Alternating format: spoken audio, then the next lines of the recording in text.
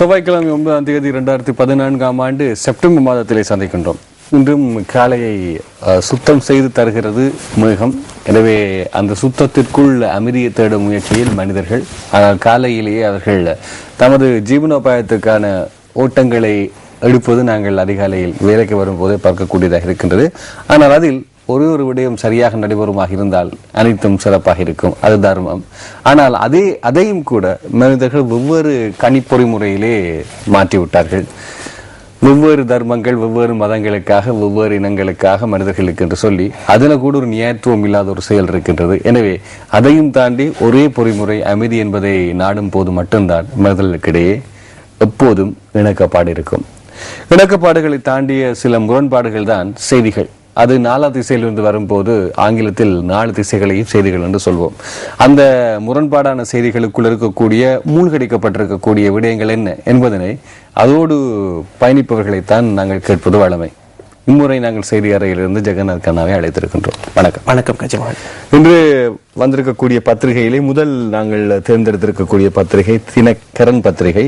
இன்று வெளியாக இருக்கக்கூடிய தினகரன் பத்திரிகையினுடைய செய்திகளை நாங்கள் பார்க்கலாம். அந்த அடிப்படையில் தினகரனுடைய பிரதான தலைப்புப்படி இருக்கின்றது. சகல தொகுதிகளுக்கும் தலா 2 கோடி ரூபாய் ஒதுக்குவதற்கு அரசு தீர்மானம்.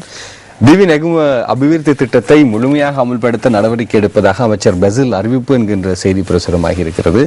கிராமிய பொருளாதாரத்தை பலப்படுத்தி திவி நெகும ஜீவனோபாய அபிவிருத்தி திட்டத்தை அமுல்படுத்துவதற்காக சகல தேர்தல் தொகுதிகளுக்கும் 20 மில்லியன், அதாவது 2 கோடி ரூபாய் என்ற அடிப்படையில் நிதி ஒதுக்குவதற்கு அரசு தீர்மானித்துள்ளது.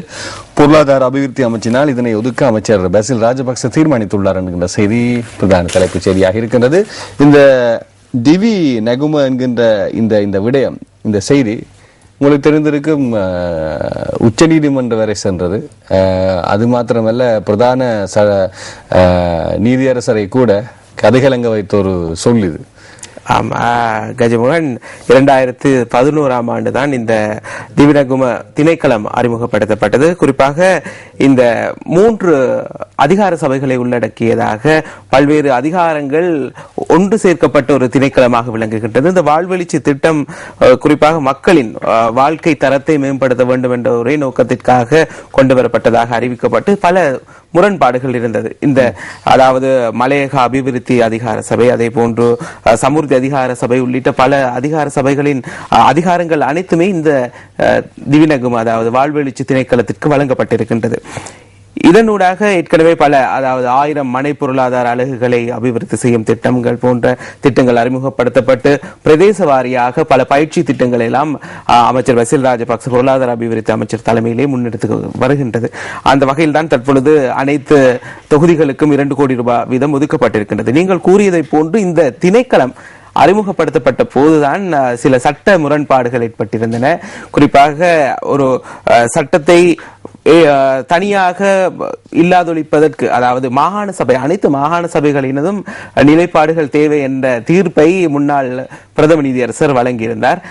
அதே போன்று வடமாகாண சபை இந்த விடயத்திலே தமது எதிர்ப்பினை வெளியிட்டிருந்தது. வடமாகாண சபை அப்போது இருக்கவில்லை, மன்னிக்க வேண்டும் கஜமோகன். வடமாகாணத்தில் இருந்த ஆளுநர், அதாவது அரசாங்கத்தினால் நியமிக்கப்பட்ட ஆளுநர் இதற்கு சம்மதம் தெரிவித்திருந்தார்.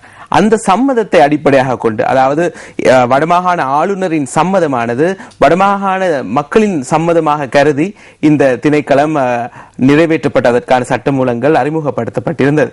ஆனால் இது குறித்து பல்வேறு சர்ச்சைகள் இருந்தன. மாகாண சபை என்பது மக்களால் தெரிவு செய்யப்படும் ஒரு அலகு. ஆனாலும் கூட ஆளுநர் என்பது அரசாங்கத்தினால் நியமிக்கப்படும் ஒருவர். ஆகவே ஆளுநரால் மக்களை பிரதிநிதித்துவப்படுத்த முடியாது என்ற நிலைப்பாட்டினை பல்வேறு தரப்பினர் முன்வைத்து வந்தார்கள். இவ்வாறு சர்ச்சைகளுக்கு முற்றுப்புள்ளி வைக்கப்பட்டு தற்பொழுது இந்த திணைக்களம் சிறப்பாக இயங்கி வருகிறது.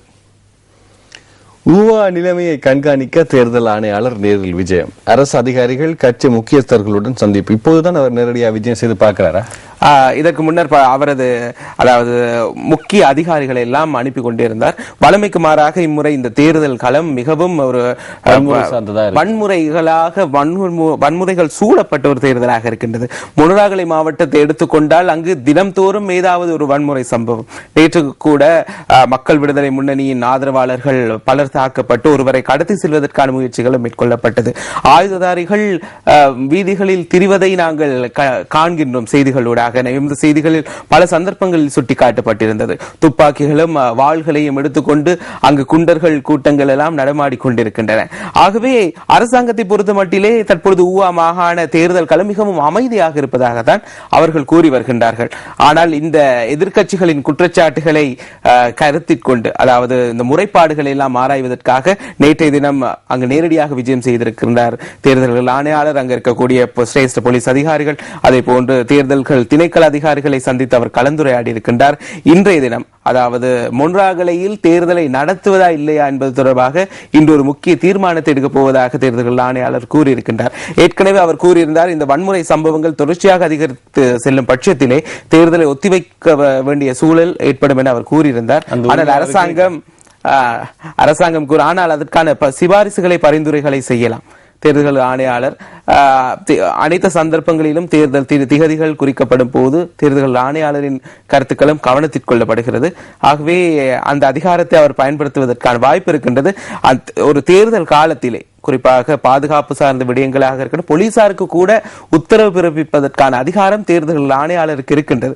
ஆனால் தற்போது இந்த தேர்தல் ஆணையாளர் சில சந்தர்ப்பங்களில் செய்வதறியாது திகைத்து போயிருப்பதை தான் காணக்கூடியதாக இருக்கின்றது. அதற்கான காரணம் வேறு இடங்களில் இருந்து வரக்கூடிய அழுத்தங்களாக கூட இருக்கலாம். தற்பொழுது தேர்தல் ஆணையாளரை நம்பி பயனில்லை என்பதற்காக அரசியல் கட்சிகள் எல்லாம் மனித உரிமைகள் ஆணைக்குழு பக்கத்திற்கு ஓடுவதை காணக்கூடியதாக இருக்கின்றது. சிலர் நீதிமன்றத்தை நாடுவதையும் காணக்கூடிய இருக்கின்றது.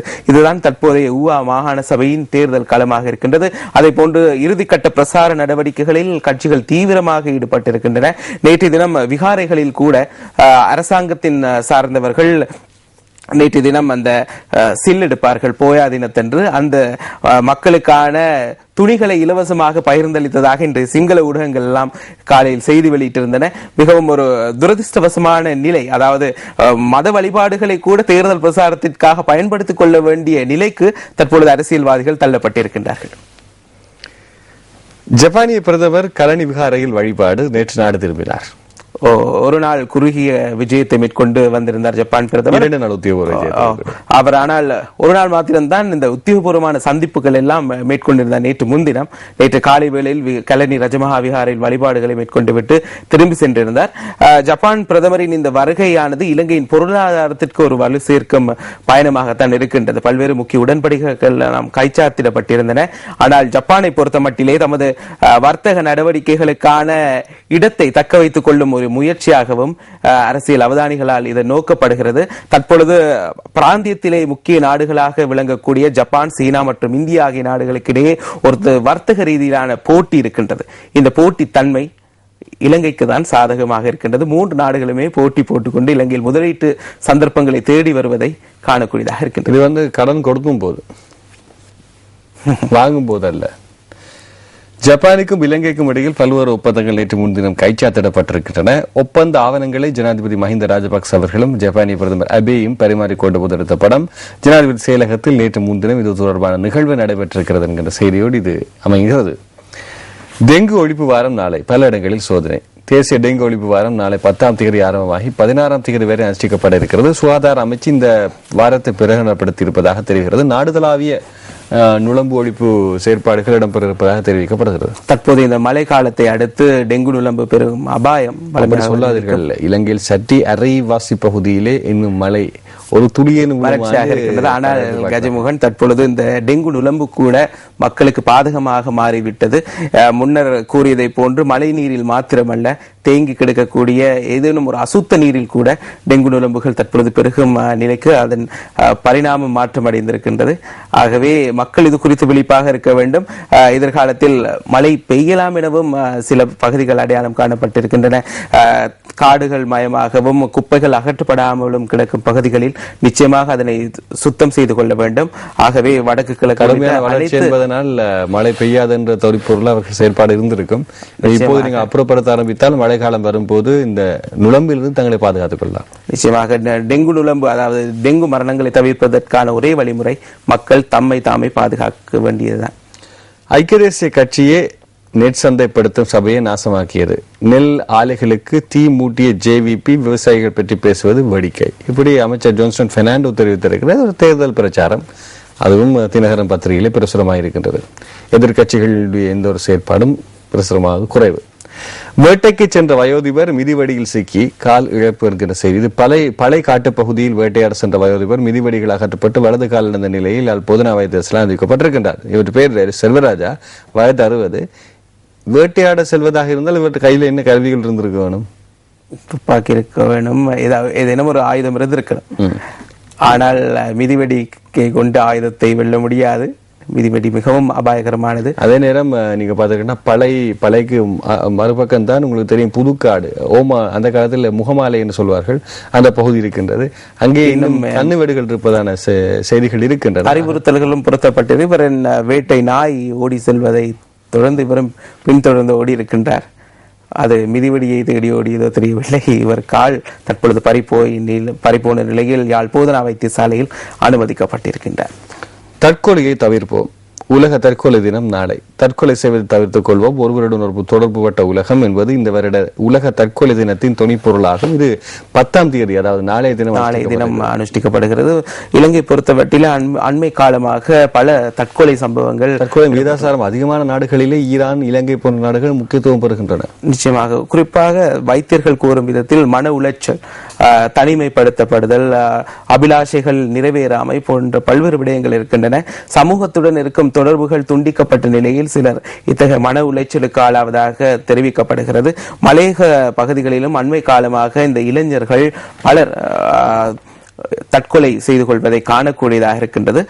குறிப்பாக அந்த உறவு முறைகளில் ஏற்படக்கூடிய விரிசலும் இதற்கு ஒரு தற்கொலைக்கு முக்கிய காரணமாக இருக்கின்றது. இது தொடர்பான விழிப்புணர்வுகளை ஏற்படுத்த வேண்டிய அவசியம் காலத்தின் கட்டாயமாக இருக்கின்றது. நாளைய தினம் இதனை இலக்காக கொண்டு பல்வேறு திட்டங்களை சுகாதார அமைச்சு செயற்படுத்தவிருக்கின்றது. புகலிட கோரிக்கையாளர் விடயத்தில் ஆஸ்திரேலியா தொடர்ந்து மனித உரிமை மீறல். ஆணையாளர் ஷெய்ட் அல் ஹுசைன் குற்றச்சாட்டு. ஐநா மனித உரிமைகள் கூட்டத்தொடர் நேற்று ஆரம்பமாகியிருந்தது. ஆனால் ஒரு நீண்ட உரையை நேற்றைய தினம் ஐக்கிய நாடுகளின் புதிய மனித உரிமைகள் ஆணையாளர் நிகழ்த்தியிருந்தார். நாங்கள் ஏனைய பத்திரிகைகளில் அதை காணலாம். ஆனால் அதில் இருக்க ஒரு விடயத்தை நானும் சொல்லுகிறேன். அதாவது இந்த அரசன் நம்பி புருஷனை கைவிட்ட கதைன்னு சொல்லுவாங்க. நவநீதம் பிள்ளை அவர்கள் இருக்கும்போது கடுமையாக அவர் கையாளுகிறார் என்று சொல்லப்பட்டது. நேற்றைய பேச்சை தெரிந்து போறதான் தெரிந்திருக்கிறது. அதை போன்று 2 மடங்கு அழுத்தம் கொடுக்கக்கூடிய ஒரு தகமை புதிய தலைவரிடம் இருக்கின்றதோ என்ற ஒரு கேள்வி வருகிறது. ஷைட் அல் ஹுசைன் என்றால் உலகின் சகல நாடுகளுக்குமான அழுத்தங்கள் என்ன என்பதனை பயமின்றி முதலாவது பேச்சிலே பதிவு செய்திருக்கின்றார். ஆமா, இவரின் இந்த பயணம், அதாவது சர்வதேச குற்றவியல் நீதிமன்றத்திற்காக பணியாற்றிய காலத்திலே நவநீதம் பிள்ளையோடு மிகவும் நெருக்கமாக அவரை பார்த்து வளர்ந்த ஒருவர். ஆகவே அவரின் அந்த அணுகுமுறை இவரும் அதனை தான் பின்பற்றுகின்றார். நேர அறிக்கையை பார்த்துவிட்டு நாங்கள் தொடர்ந்து பேசலாம். கூறுங்க. அனைவரும் எதிர்பார்த்திருந்தார்கள். நவநீதம் பிள்ளை என்பவரை காட்டிலும் அவர் ஒரு இந்திய வம்சாவளியை கொண்ட ஒருவர், ஆகவே தமிழர்களுக்கு சாதகமாக செயற்படக்கூடியவர் என்ற பல்வேறு காரணங்கள் கூறப்பட்டன. ஜோர்தான் இளவரசரை பொறுத்த மட்டிலே இவர் வித்தியாசமான ஒரு அணுகுமுறையை கையாள்வார் என எதிர்பார்க்கப்பட்டது. அரசாங்கம் சார்பில் கருத்துக்களும் கூறப்பட்டது. நவநீதம் பிள்ளை வீட்டுக்கு போனவுடன் இந்த பிரச்சனைகள் ஓரளவு முடிவடையும், விசாரணைகள் அவ்வளவாக வலுவிழப்பதற்கான சாத்தியம் இருப்பதாக கூறப்பட்டது. ஆனால் உறுதியாக கூறியிருந்தார். அவர் ஏற்கனவே வெளியிட்ட நகலிலும் இருக்கட்டும், நேற்றைய தினமாக இருக்கட்டும், இலங்கை தொடர்பான இந்த விசாரணைக்கே தாம் முக்கியத்துவம் வழங்குவதாக அவர் கூறியிருக்கின்றார். அதை போன்று பல்வேறு விடயங்களை கூறியிருந்தார். இலங்கையில் இந்த ஐக்கிய நாடுகளின் மனித உரிமைகள் ஆணையகம் மேற்கொள்ளும் இந்த விசாரணைகளுக்கு சாட்சியம் வழங்குபவர்கள் தொடர்ந்து அச்சுறுத்தப்படுவதாகவும், அதை போன்று இலங்கையில் சிறுபான்மை மக்கள் எதிர்நோக்கும் சம்பவங்கள் குறித்தும் அவர் கவலைகளை வெளியிட்டிருந்தார். கவலைகள் வெளியிட்டிருந்தாலும் தினகரன் பத்திரிகை ஆஸ்திரேலியாவை அவர் சாடியதாகத்தான் கூறப்படுகிறது. இலங்கை ஜப்பான் ராஜாந்த உறவுகள் என்பது ஆசிரியர் தலையங்கம். தினகரன் பத்திரிகைகளுடைய ஆசிரியர்கள் திரண்டு தந்த செய்தி அது. அதைத் தொடர்ந்து இன்று வெளியாக இருக்கக்கூடிய தினக்குரல் பத்திரிகையினுடைய செய்திகளுக்கு நாங்கள் செல்கின்றோம். தினக்குரலுடைய பிரதான தலைப்பு இப்படி இருக்கிறது. நவி பிள்ளையை பின்பற்றியதாக எனது நடவடிக்கைகள் அமையும். ஜெனீவா அமர்வில் புதிய உயர்ஸ்தானிகர் அறிவிப்பு. விசாரணைக்கு ஒத்துழைக்க இலங்கையிடம் வலியுறுத்தல். இது தலைப்பு தினக்குரலிலே. ஆமா, இந்த தலைப்பு தான் இந்த ஏனைய அனைத்து பத்திரிகைகளிலும் முக்கிய இடத்தை பிடித்திருக்கின்றன. குறிப்பாக கஜமுகன் இம்முறை இந்த கூட்டத்தொடர் இலங்கைக்கு மிகவும் மிகவும் முக்கியமான ஒரு கூட்டத்தொடராக இருக்கின்றது. காரணம், இலங்கைக்கு வழங்கப்பட்ட 1 வருட காலம், அதாவது இந்த விசாரணைகளுக்காக வழங்கப்பட்ட காலம் அடுத்த வருடம் மார்ச் மாதம் நிறைவு பெறுகின்றது. ஆகவே இந்த வருடம் வருடத்தில், அதாவது அந்த கூட்டத்தொடருக்கு முன்னதாக நடைபெறும் இறுதி கூட்டத்தொடர். ஆகவே இலங்கை சார்பில் தாம் உள்ளக மட்டத்திலே இலங்கையில் இடம்பெற்றதாக கூறப்படும் இந்த சம்பவங்கள் குறித்து எத்தகைய விசாரணைகளை நடத்தி இருக்கின்றோம் என்பதை நிரூபித்து காட்ட வேண்டிய காலகட்டத்தில் இருக்கின்றது. ஆகவே இந்த கூட்டத்தொடரின் போது, அதாவது கடந்த மார்ச் மாதம் 26ஆம் தேதி தொடக்கம் நேற்று இந்த அமர்வு ஆரம்பமான காலப்பகுதி வரை இந்த ஐக்கிய நாடுகளின் மனித உரிமைகள் ஆணையகம் எவ்வாறாக விசாரணைகளை நடத்தி இருக்கின்றது, அதன் தேர்ச்சிகள், எத்தகைய தகவல்கள் தமக்கு கிடைத்திருக்கின்றன ஆகிய பல்வேறு விடயங்களை இந்த கூட்டத்தொடரின் போது ஐக்கிய நாடுகளின் மனித உரிமைகள் ஆணையாளர் வாய்மூல அறிக்கை ஒன்றை சமர்ப்பித்து அதனை அறிய தர இருக்கின்றார். ஆகவே இலங்கை இது குறித்து விழிப்பாக இருந்து மார்ச் மாதத்திற்குள் தமது தரப்பு நியாயங்களை, தமது தரப்பில் முன்னெடுக்கப்பட்ட விசாரணைகள், உள்ளக ரீதியில் தற்பொழுது காணாமற் போனவர்கள் தொடர்பான விசாரணை ஆணைக்குழுவாக இருக்கட்டும், அதன் அதிகாரங்கள் எல்லாம் தற்பொழுது அதிகரிக்கப்பட்டு பல்வேறு செயற்பாடுகளில் அரசாங்கமும் நல்லிணக்க செயற்பாடுகளில் ஈடுபட்டு வருகின்றது. ஆகவே இதன் தேர்ச்சிகள் குறித்து அவர்களும் மார்ச் மாதம் விளக்க வேண்டிய நிலை இருக்கின்றது. ஆகவே இந்த கூட்டத்தொடர் மிகவும் முக்கியமாக இருக்கின்றது. நேற்றைய தினம் ஆணையாளரின் உரையில் இலங்கைக்கு தான் முக்கியத்துவமாக இருந்தது. பெரும்பாலும் இலங்கை, அதை போன்று வட ஆப்பிரிக்க நாடுகளில் தற்பொழுது இடம்பெற்று வருகின்ற மோதல்கள், அதை போன்று சிரியாவில் அண்மை காலமாக வெடித்துள்ள மோதல்கள், அதை போன்று ISIS கிளர்ச்சியாளர்கள், ISIS அமைப்பினர் தற்பொழுது அவர்களும் மனித உரிமைகளை மதிக்காத ஒரு நிலைக்கு தள்ளப்பட்டுள்ளதாக நேற்று தினம் பகிரங்க குற்றச்சாட்டினை புதிய ஆணையாளர் முன்வைத்திருந்தார். இலங்கையை பொறுத்த மட்டிலே இலங்கையில் முஸ்லிம் மற்றும் கிறிஸ்தவ மக்கள் மீதான அடக்குமுறைகள் பிரயோகிக்கப்படுவதாக ஆணையாளர் தெரிவித்திருக்கின்றார். தமது இந்த ஆணையகம் அதிகாரம் வழங்கியுள்ள இந்த விசாரணை குழுவானது இலங்கையின் நல்லிணக்கம் மற்றும் சமாதானத்தினை நோக்காக கொண்டு மாத்திரமே இந்த விசாரணைகள் நடத்துவதாக அவர் மீண்டும் வலியுறுத்தியிருக்கின்றார். ஏற்கனவே இதனை நவநீதம் பிள்ளையும் கூறியிருந்தார். ஆகவே இலங்கை அரசாங்கம் இந்த விசாரணைகளுக்கு பூரண ஒத்துழைப்பை நல்க வேண்டும் என நேற்றைய தினம் அவர் கோரிக்கை விடுத்திருந்தார். சர்வதேச விசாரணை நிராகரிக்கும் நிலைப்பாட்டில் மாற்றமில்லை. ஜெனீவாவில் இலங்கை தூதுவர் அறிவிப்பு. இன்று பாராளுமன்றத்தில் சாட்சிகளை பாதுகாக்கும் சட்டம் மூலம் சமர்ப்பிப்போம். சாட்சிகள் பாதுகாக்கப்படும் என்ற நம்பிக்கை இருக்கிறது. நிறைவேற்றப்படும், பார்க்கலாம். அனைவரும் அதை தான் எதிர்பார்க்கின்றார்கள் ஏற்கனவே. ஆனால் தனிப்பட்ட ரீதியில் அவரது பாதுகாப்பை பாதுகாத்துக் கொள்ள வேண்டும் என்பதுதான் எதிர்க்கட்சிகளின் கருத்தாக இருக்கின்றது. ஆனால் அரசாங்கத்தை பொறுத்த மட்டில் எவருமே இத்தகைய சாட்சிகளுக்கு அச்சுறுத்தல் விடுக்கவில்லை என்பதை நேற்றைய தினமும் அறிவித்திருந்தது. பிரபஞ்சத்தை அளிக்கும் ஆற்றலை கொண்டது கடவுளின் துணிக்கை. பேராசிரியர் ஸ்டீஃபன் ஹாக்கிங் எச்சரிக்கின்றார் என்கின்ற செய்தியை இங்கு, அதாவது கடவுளின் துணிக்கை என்கின்ற ஒரு அதி உயர் ஆராய்ச்சி ஒன்று நடைபெற்றுக் கொண்டிருக்கிறது நீண்ட காலமாக. அது குறிப்பாக பிரபஞ்சத்தை அளிக்கக்கூடிய ஆற்றலை கொண்டிருப்பதாக பேராசிரியர் ஸ்டீஃபன் ஹாக்கிங் எச்சரிக்கின்றார். அவர் யாரும் எக்ஸ்மன் என்று சொல்லப்படுகின்ற ஒரு கற்பனை கதாபாத்திரத்திலே ப்ரொஃபசர் என்று சொல்லப்படுகின்ற அவர்களை இயக்கக்கூடிய சக்தி படைத்து ஒருவர் என்று, அதாவது அவரது இயக்கம் மூளை மட்டும்தான், ஆனால் அதன் மூலமாக அவர் தகவல் வெளியிடுவார். அவ்வளவு தூரம் அறிவாற்றல் படித்த ஒரு பேராசிரியர் அவர் கூறும் கருத்தாக இது இருக்கிறது. இம்மாத இறுதிக்குள் புலமை பரிசில் முடிவுகள் என்கிற செய்தி இருக்கின்றது. முடிவு வந்த பிறகுதான் எங்களுக்கு தெரியும் கல்வி அமைச்சர் என்ன பேசுவார் என்று. தினகரனுடைய ஆசிரியர் தலையங்கம். வணிக மொழியில் தீர்வு யோசனை. கடவான்களின் தொழிலாக கருதப்பட்ட அரசியல் துரதிருஷ்டவசமாக உலகின் பல பாகங்களிலும் வர்த்தக தொழிலாக உருவாகும் போக்கு அதிகரித்து வரும் நிலையில் தமிழ் மக்கள், குறிப்பாக வடகிழக்கு மக்களின் நீண்டகால பிரச்சினைக்கு அரசியல் தீர்வு காண்பதற்கான அணுகுமுறையை வர்த்தக மொழியில் வடக்கு மாகாண முதலமைச்சர் CV விக்னேஸ்வரன் எடுத்துரைப்பதை காண முடிகிறது என்கிற செய்தியின் தொடர்ச்சி தினகரனுடைய ஆசிரியர் தலையங்கமாக இருக்கின்றது. 13 பில்லியன் ஜப்பான் கடன். நான் சொன்னேன், எல்லாம் கிடைக்கும் போது தெரியாது, கொடுக்கும் போது தெரியும் என்று. கடன் பெற்றுவிட்டு ஜனாதிபதி சந்தோஷத்துடன் போட்டியில் கலந்து கொள்வதை போன்று சித்திரத்தை எந்த நேரமும் இடறி விழுவதற்கான வாய்ப்பு இருக்கின்றது ஒரு பக்கம். ஆனால் அந்த இடறி விழுவது அரசியல் தலைமைகளை தாண்டி மக்கள் தான் என்பதை நாங்கள் இங்கே பதிவு செய்யலாம். தொடர்ந்து நாங்கள் சுடரொடி பத்திரிகை செய்திகளுக்கு செல்கின்றோம். சுடரொடிய பிரதான தலைப்பு படி இருக்கின்றது. நவி வழியில் நான் நடப்பேன், விசாரணையை கைவிடேன். ஐக்கிய நாடுகள் பேரவையின் புதிய ஆணையாளர் உறுதி. துணிச்சலான திறமைசாலி என நவிக்கு பாராட்டு. சர்வதேச விசாரணைக்கு இலங்கை ஒத்துழைக்க வேண்டும். சாட்சிகளுக்கு தொடர்ந்தும் அச்சுறுத்தல். சிறுபான்மை மதத்தினர் மீதான தாக்குதலுக்கு கண்டனம். மத்திய கிழக்கின் அவலம் குறித்து வேதனை. ஐக்கிய நாடுகள் மனித உரிமை ஆணையத்தின் முன்னாள் ஆணையாளர் நவீன பிள்ளையை தனது செயற்பாடுகளில் பின்பற்றப் போவதாக புதிய மனித உரிமை ஆணையாளர் ஷெய்ட் அல் ஹுசைன் தெரிவித்திருக்கின்றார் என்ற செய்தி. குறிப்பாக ஐக்கிய நாடுகள் மனித உரிமை பேரவை 27வது கூட்டத்தொடரை ஆரம்பித்து வைத்து உரையாற்றுகையிலேயே அவர் இதனை குறிப்பிட்டிருக்கின்றார். ஆகவே சரியான நெருப்படுத்தலில் அவர் வந்திருக்கின்றார் என்று கேட்க தோணுகிறது. அடுத்த செய்திக்கு நாங்கள் செல்லலாம். ஒன்று, ஐக்கிய நாடுகள் விசாரணைக்கு ஆதரவளிக்குமாறு அமெரிக்கா பிரிட்டன் மீண்டும் கோரிக்கை. இலங்கை விடயத்தில் நவியின் வகிபாகத்திற்கும் பாராட்டு என்கின்ற செய்தி பிரசுரமாக இருக்கின்றது.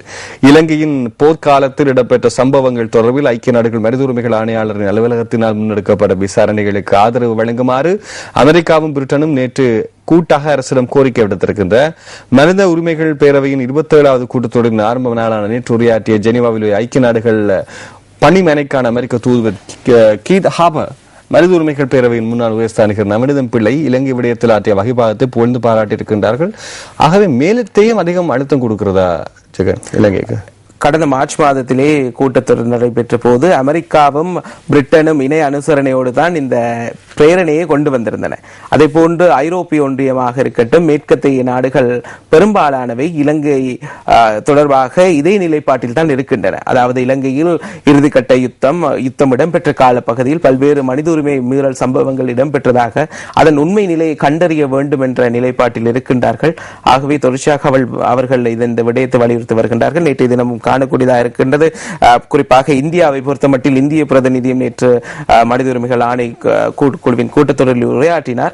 அவர் ஆனால் இந்த விடயத்தை வேறு விதமாக கூறினார். அதாவது உள்ளக பொறிமுறையின் கீழ் அந்தந்த நாடுகளில் இருக்கக்கூடிய இந்த பிரச்சனைகள் குறித்து ஆராய்வதற்கான அந்த பொறிமுறைகளை வலுப்படுத்த வேண்டிய அவசியத்தை தான் அவர் சுட்டிக்காட்டியிருந்தார். ஆனால் பிரிட்டன் பிரதிநிதியாக இருக்கட்டும், அமெரிக்க பிரதிநிதியாக இருக்கட்டும், ஐரோப்பிய ஒன்றியத்தின் பிரதிநிதியாக இருக்கட்டும், இவர்கள் அனைவருமே இந்த சர்வதேச விசாரணையை ஊக்கப்படுத்துவதாகத்தான் கருத்துக்களை முன்வைத்திருந்தார். ஆகவே தொடர்ச்சியாக இலங்கை அரசாங்கம் ஒரு நெருக்கடியை அழுத்தத்தை ஏதோ ஒரு வகையில் ஏதோ ஒரு தவறான நிகழ்வு நடந்திருக்கிறது என்று எல்லா நாடுகளும் சொல்லக்கூடிய ஒரு நிலைக்கு தள்ளப்பட்ட ஒரு தன்மையை பார்க்கக்கூடியதாக இருக்கிறது. இந்தியாவும் கூட உள்நாட்டு பொறிமுறை ஒன்று, அதன் நம்பகத்தன்மை ஒன்று அவசியம் என்று சொல்லுகின்ற அந்த பதத்திலே நம்பகத்தன்மை இழப்பு என்று கொண்ட ஒரு பதமும் ஏதோ பதிவு செய்யப்பட்டிருக்கிறது, அதை தேடுங்கள் என்கின்ற ஒரு சொற்பதமும் உள்ளடக்க. அனைவரும் இன்னும் ஒரு கருத்தையும் வைக்கின்றார்கள். இலங்கை அரசாங்கத்தின் மீதுதான் இந்த குற்றச்சாட்டுகள். ஆகவே இது இலங்கை அரசாங்கத்துக்கும் ஒரு சிறந்த சந்தர்ப்பம். நீங்கள் ஏதேனும் தவறு செய்யாவிட்டால் இந்த சந்தர்ப்பத்தை பயன்படுத்தி அதனை நிரூபித்து காட்ட முடியும். ஆகவேதான் இந்த விசாரணைகளுக்கு ஒத்துழைப்பு வழங்குமாறும் அதற்கான அனுமதிகளை பெற்றுக் கொடுக்குமாறும் வலியுறுத்தப்படுகிறது. அடுத்த செய்திக்கு நாங்கள் செல்லலாம். ஆசிய வலயத்தில் சீனா, இந்தியா, ஜப்பானின் வர்த்தக போட்டியால் கொழும்புக்கே நன்மை. மும்முனை ஆலோசனை அரசு ஏற்க வேண்டும் என்கிறார் டயான் என்கின்ற செய்தி இருக்கின்றது. எல்லாம் நன்மைதான். ஆனால் மீள் கடனை செலுத்தும் போது அனைத்தும் மக்களினுடைய தலையிலேயே தான் சுமையா வந்து கொண்டிருக்கின்ற ஒரு விடயம் இருக்கிறது. ஆனால் டயான் கூறும் விடயம் என்னவென்று சொன்னால், அவர்கள் சொல்லக்கூடிய விடயங்களை ஆரோக்கியமாக ஏற்றுக்கொண்டு அதன் மூலமாக அந்த ஆலோசனை அரசு ஏற்க வேண்டும் என்கின்ற ஒரு பதத்தை தான் சொல்லுகின்றார். அதிலே மனித உரிமை விடயமும் படப்படுகிறது என்பதை நாங்கள் இங்கே பதிவு செய்யலாம். அடுத்து, கட்சிகளின் முக்கியஸ்தர்கள் ஊவாவில் மையம் கொண்டு சூறாவளி பிரச்சாரம். தேர்தல் விதிமீறல்களும் உச்சம். கள நிலைமை கண்காணிக்க மனித உரிமை குழுவும் விரைவு. ஆணையாளரும் சென்றிருக்கிறார். இப்படி பல செய்திகள் வந்திருக்கிறது இன்றைய சுடரொளி பத்திரிகையிலே. அதை அடுத்து நாங்கள் மேஜர் வைத்தியர் மோதல் 4 கைது. மாத்தறை இசதீன் நகரில் ராணுவ மேஜர் தலைமையிலான குழுவினருக்கும் வைத்தியர் ஒருவருக்கும் தலைமையிலான தரப்பினருக்கும் இடையில் ஏற்பட்ட மோதலை அடுத்து வைத்தியர் உள்ளிட்ட 4 கைது செய்யப்பட்டிருக்கின்றனர். மேஜர் போய் வைத்தியர் அடிச்சிருக்கிறார். மேஜர் வீட்டில் ஒரு மத நிகழ்வுக்கான ஏற்பாடுகள் நடைபெற்றுக் கொண்டிருக்கின்றது. வைத்தியரின் கார் அடிக்கடி அவரின் வீட்டு முன்பாக வேகமாக சென்றிருக்கின்றது. அதாவது இவர்களின் இந்த மத அனுஷ்டானங்களுக்கு இடையூறு ஏற்படுத்தும் வகையில் சென்று வந்திருக்கின்றது. இது தொடர்பாக வைத்தியர் வேற மதத்தவரா? அது வேறுபட்ட விடயம். ஆனால் இவர் அந்த வாகனத்தை மிகவும் சத்தமாக அதிக வேகத்துடன், நாங்களும் சில வேளைகளில் எமது வீடுகளுக்கு முன்பாக அவ்வாறு சிலர் பயணிப்பதுண்டு, வேகமாக சென்றிருக்கிறார். இது தொடர்பாக ஏற்பட்ட கருத்து முரண்பாடு பின்னர் மோதலாக வெடித்திருக்கின்றது. வைத்தியரின் சார்பில் ஒரு குழுவினரும் ராணுவ மேஜரின் சார்பில் ஒரு குழுவினர் மோதி கொண்டிருக்கின்றார்கள். தற்பொழுது அனைவருமே கைது செய்யப்பட்டிருந்தாலும் வைத்தியசாலையில் தான் இருக்கின்றார்கள். அவரவர் ஒருவருக்கொருவர் எதிராக முறைப்பாடுகளை பதிவு செய்து கொண்டு வைத்தியசாலையில் அனுமதிக்கப்பட்டிருக்கிறார்கள். காயம் இல்லை என்பதுதான் பெரும்பாலும் பத்திரிகைகளில் இருக்கிறது. 3ஆம் தரப்பு மஸ்தேசமின்றி பேச்சுக்கு வருவதற்கு தயாரில்லை. அரசுக்கு கூட்டமைப்பு பதிலடி. தெரிவுக்குழு ஏமாற்ற நாடகம் என்றும் சுட்டிக்காட்டி, இப்போது காலம் சர்வதேசத்தின் பக்கம் அசைவதனால் தமிழ் தேசிய கூட்டமைப்பு சார்பான கருத்துக்களும் கொஞ்சம் காரசாரமான பதிவாக இருக்கின்றது. நாங்கள் அசைந்து செல்லும் பதிவு குறைவாக இருக்கிறது, பணிந்து செல்லும் பதிவும் குறைவாக இருக்கின்றது.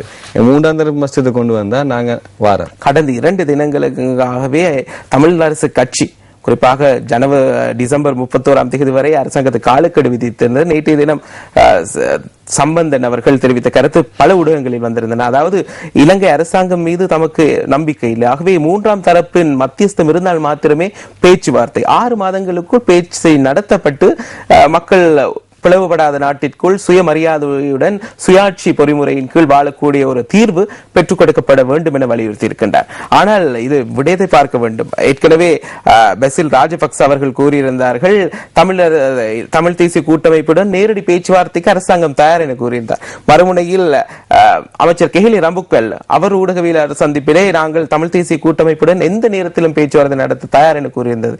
தமிழ் தேசிய கூட்டமைப்பு சார்பிலே நீங்கள் அழைப்பு விடுத்தால் நாங்கள் பேச்சுக்கு செல்லலாம் என அவர்கள் கூறியிருந்தார்கள். ஆனால் திடீரென சபை முதல்வர் அமைச்சர் நிமால் சிறிபால்டி சில்வா நேற்று முன்தினம் நடத்திய ஊடகவியலாளர் சந்திப்பிலே பேச்சுவார்த்தைக்கான தேவையில்லை, நீங்கள் சேர்ந்த அந்த பாராளுமன்ற தெரிவுக்குழுவுக்கு தான் வர வேண்டும் என கூறியிருக்கிறார். ஆகவே அரசாங்கத்துக்குள்ளேயே இந்த பேச்சுவார்த்தை தொடர்பில் ஒரு முரணான கருத்துக்கள் தான், முரணான கருத்துக்களை மாற்றி பேச வேண்டும் என்ற தேவை இருக்கிறதோ தெரியவில்லை. காலநகர்த்தர்கள் ஒன்றும் இருக்கிறது, அனைத்துக்கும் ஒரு வகைபாகம் இருக்கிறது என்பது கொஞ்சம் அரசியல் தெரிந்தால் புரியும்.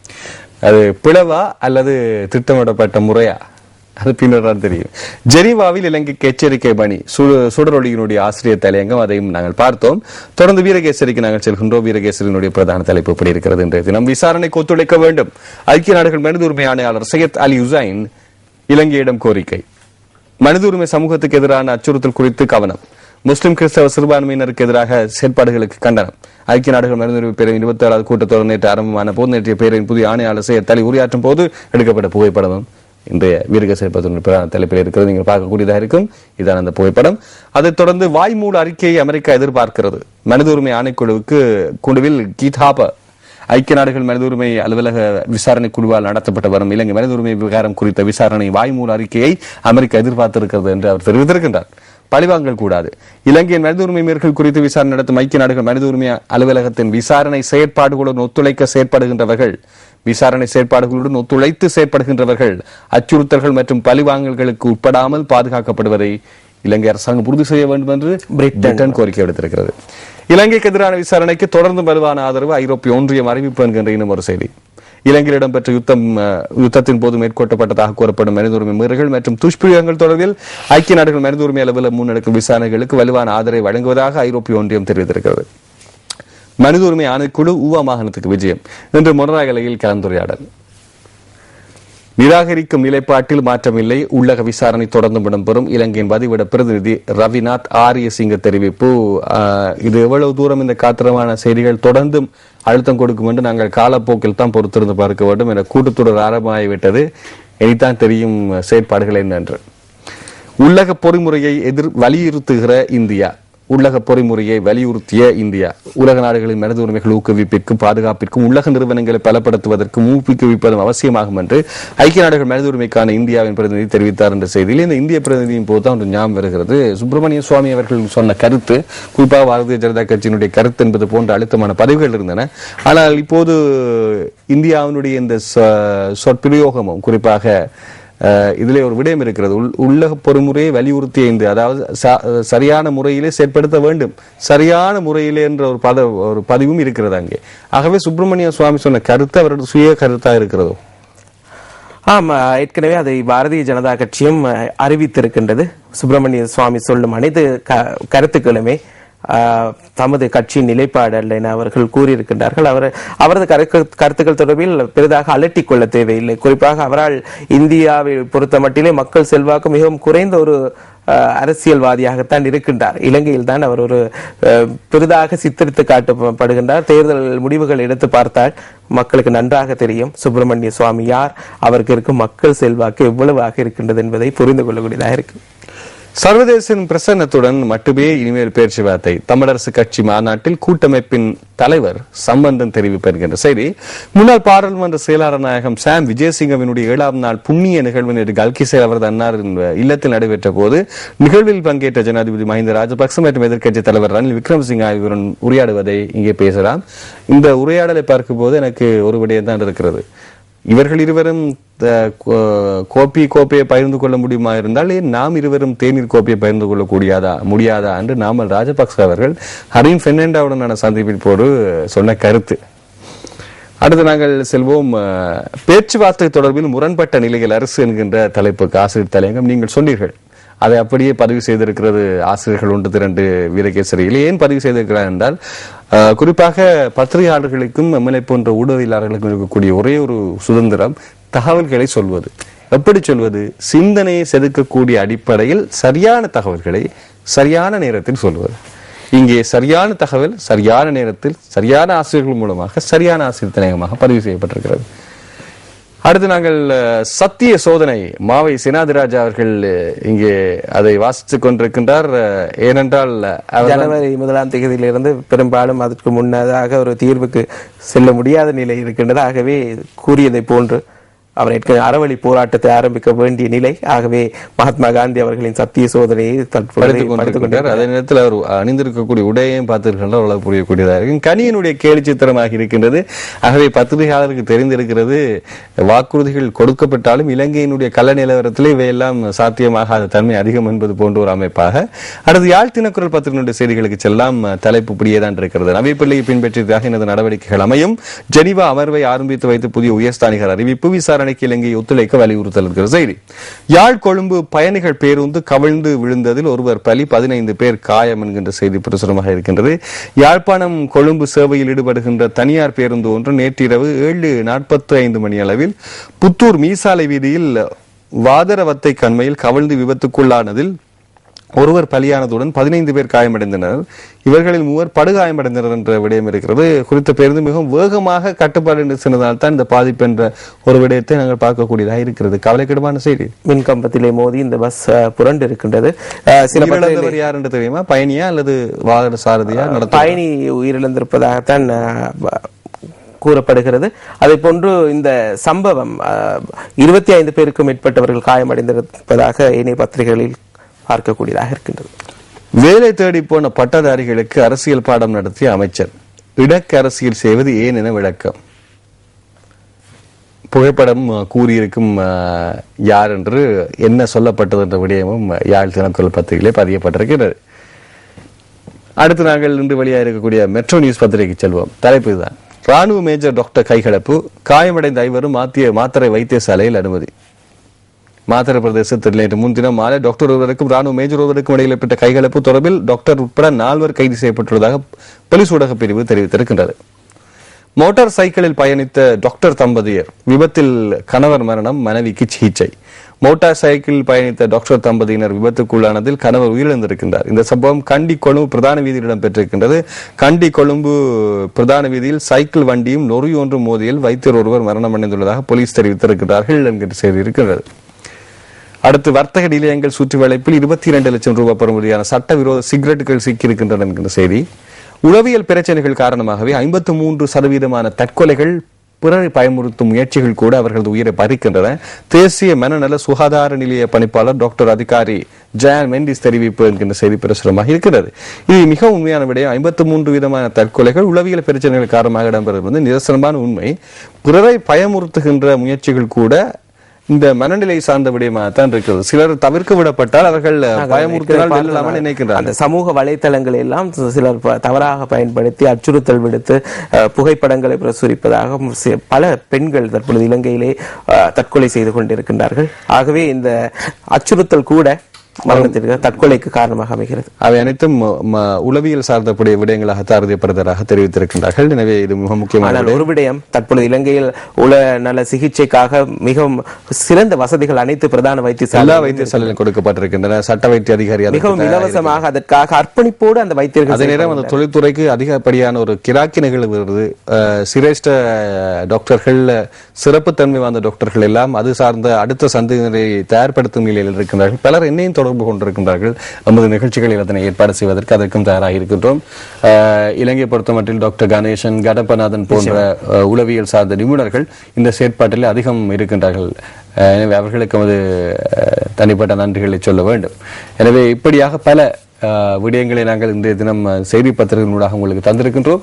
தொடர்ந்தும் நீங்கள் குட் மார்னிங் ஸ்ரீலங்காவுடன் இணைந்திருக்கலாம். இதுவரை என்னுடன் இணைந்திருந்த ஜெகநாத் கண்ணாவிற்கு நன்றிகள். நன்றி கஜமுகன். நன்றி. அடுத்து குட் மார்னிங் ஸ்ரீலங்கா வரை நாங்கள் இடைவேளை பெற்று வருவோம். சந்திப்போம்.